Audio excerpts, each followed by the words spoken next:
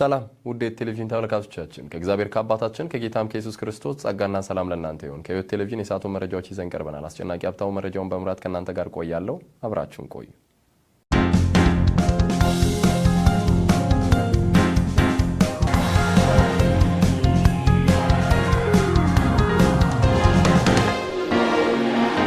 በጌጃ ቃልዮት ቤተክርስቲያን ለበርካታ ዓመታት ያገለገሉት ወይዘሮ መዓዛ ዘውዴ ቀብር ስነ ስርዓት ትላንት መስከረም 29 ቀን 2018 ዓ.ም በዮሴፍ መካነ መቃብር ተፈጸመ።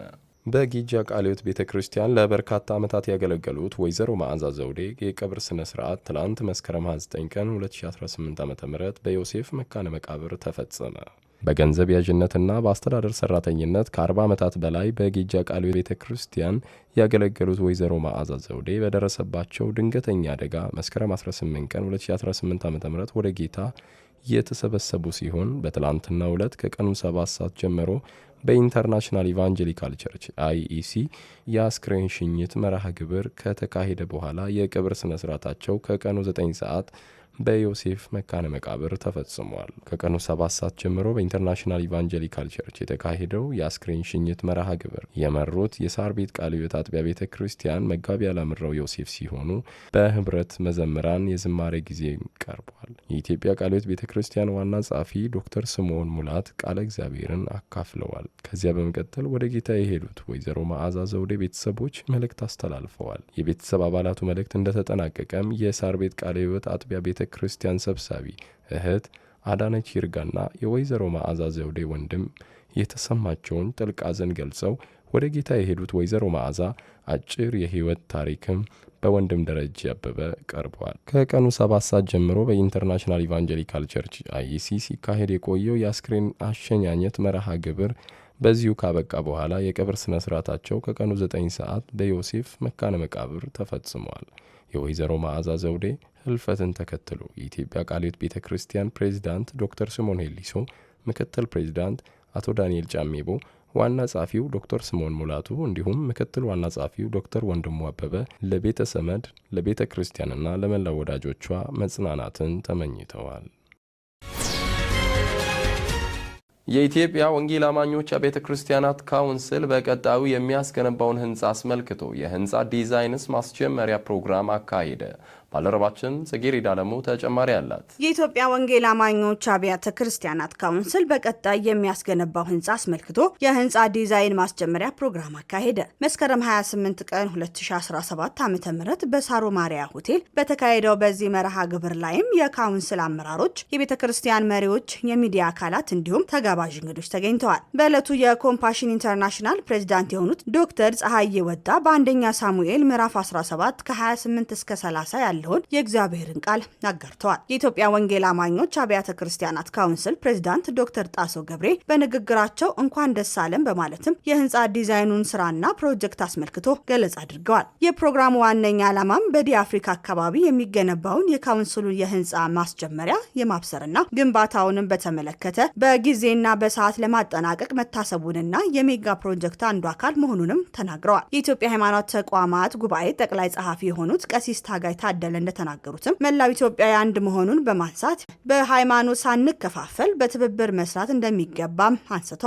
አያይዘውም ይህ የሜጋ ፕሮጀክት የህንጻ ግንባታ ጅማሬ የወንጌል አማኞች አንድነትና መተባበርን ማሳያ ነው ሲሉም ተናግረዋል። የኢትዮጵያ የወንጌል አማኞች አብያተ ክርስቲያናት ካውንስል ቄስ ደረጀ ጀንበሩ እንደገለጹትም ፕሮግራሙ የዲዛይን ስራው ይፋ ከማድረግ ባለፈ የከተማችንን ገጽታ አጉልቶ እንደሚያሳይም አሳስበዋል። የህንጻው ዲዛይን ከጅማሬ እስካሁን ድረስም ያለውን ሂደት በተመለከተ በወንድም ፋሲካ ቀርቧል። ዲዛይኑን አስመልክቶ 3 ተቋማት እጩ የሆኑ ሲሆን በዚህም መነሻ በማድረግም ተመራጩ የአርኪ ዲዛይን መሆኑንም በይፋ ገልጸዋል። በደቡብ ሸዋ ቀጠና በሆሳና አሌሞ ህብረት የደቡብ ሆሳና ቃልዮት አጥቢያ የሙዚቃ የዝማሬና የአምልኮ አገልግሎት ስልጠና ተሰጠ። ባልደረባችን ጽጌረዳ አለሙ ተጨማሪ አላት። የደቡብ ሸዋ ቀጠናና ሆሳና አናሌሞ ህብረት የደቡብ ሆሳና ቃለ ሕይወት አጥቢያ የሙዚቃ ዝማሬና አምልኮ አገልግሎት ስልጠና ተሰጠ። የደቡብ ሸዋ ቀጠና ሆሳናና አናሌሞ ህብረት የደቡብ ሆሳና ቃለ ሕይወት አጥቢያ ከመስከረም 23 እስከ 25 2018 ዓ.ም ከ300 በላይ መዘምራን ከዙሪያው አጥቢያዎች ጨምሮ ተገኝተው ስልጠናውን ወስደዋል። በስልጠናው ወቅትም የተለያዩ ርዕሰ ጉዳዮች የተነሱ ሲሆን መጽሐፍ ቅዱሳዊ አምልኮ ምንነት፣ የሙዚቃ አላባውያን፣ የዝማሬ አመራርና ክርስቲያናዊ ባህሪ ወዘተ ለአብይነት ይጠቀሳሉ። ውድ ተመልካቾቻችን መረጃዎቻችን አሁንም እንደቀጠሉ ናቸው። አሁን ደግሞ ከውጭ ምንጮች ወዳገኘናቸው መረጃዎች እናልፋለን። በህንድ ውስጥ በቡድን በተፈጸመ ጥቃት ምክንያት የክርስቲያን ቤተሰቦች ቤት አልባ መሆናቸውና መንደራቸውን ለቀው ለመሰደድ መዳረጋቸው ተሰማ። በርካታ ሰዎች በቡድን ሆነው በቤታቸው ላይ ጥቃት በመሰንዘር የክርስትና እምነታቸውን ካልተዉ እንደሚገድሏቸው በመግለጽ ካስፈራሯቸው በኋላ ክርስቲያን ቤተሰቡ መንደራቸውን ለቀው ለመሰደድ ተገደዋል። ጥቃቱ የተፈጸመው በሴፕተምበር 28 በሙካራም መንደር በሱካማ አውራጃ ሲሆን ሾዴ ዴቫና ቤተሰቡ ከ4 ዓመታት በፊት ከሂንዱይዝም ወደ ክርስትና የመጡ የመንደሩ ብቸኛ ክርስቲያኖች መሆናቸው ተገልጿል።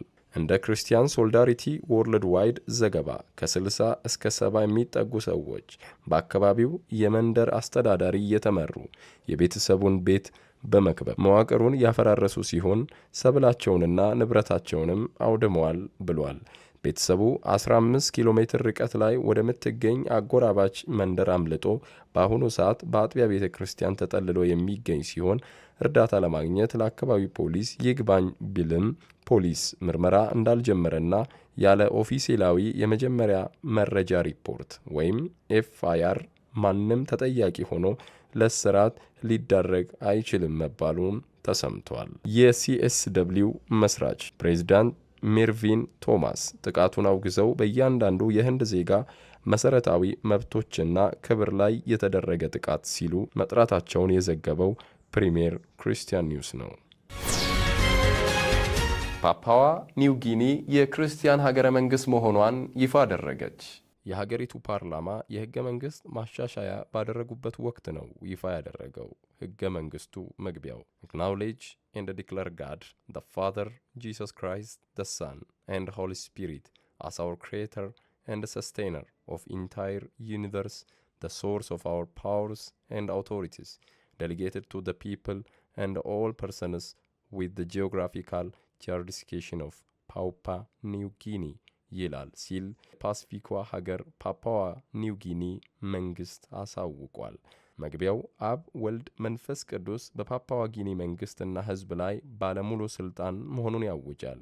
የሀገሪቱ ጠቅላይ ሚኒስትር ጄምስ ማራፔ ክርስትና ለሀገሪቱ ማንነት መልህቅ ነው ሲሉ ገልጸውታል።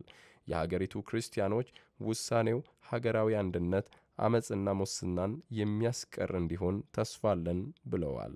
ሀገሪቱ በገሃድ የክርስቲያን ሀገር ትባል እንጂ ህገ መንግስቷ አሁንም የሃይማኖትን ነጻነት ይሰጣል። ፓፓዋ ኒው ጊኒ ከ17 ሚሊዮን ህዝቧ 95% በላይ የሚሆኑት ክርስቲያኖች ናቸው። ከዓለም አገራትም እስከ ቅርብ ጊዜ ድረስ ክርስቲያናዊ ሀገር እና መንግስት ሆና የቆየች ቫቲካን ብቻ ናት። ፓፓዋ ኒው ጊኒ ሁለተኛዋ ሀገር በመሆን በታሪክም ተመዝግባለች። መረጃው የክርስቲያን ኒውስ ነው። ውድ ተመልካቾቻችን መረጃዎቻችን የተከታተላችሁትን ይመስል ነበረ። መረጃዎቹን በመምራት እኔ አስጨናቂ ሀብታሙ ከመላው የህይወት ቴሌቪዥን የስቱዲዮ ባለሙያዎች ጋር ከእናንተ ጋር ቆይታ አረኩኝ። ከቀሪ የህይወት ቴሌቪዥን መሰናዶች ጋር መልካም ቆይታ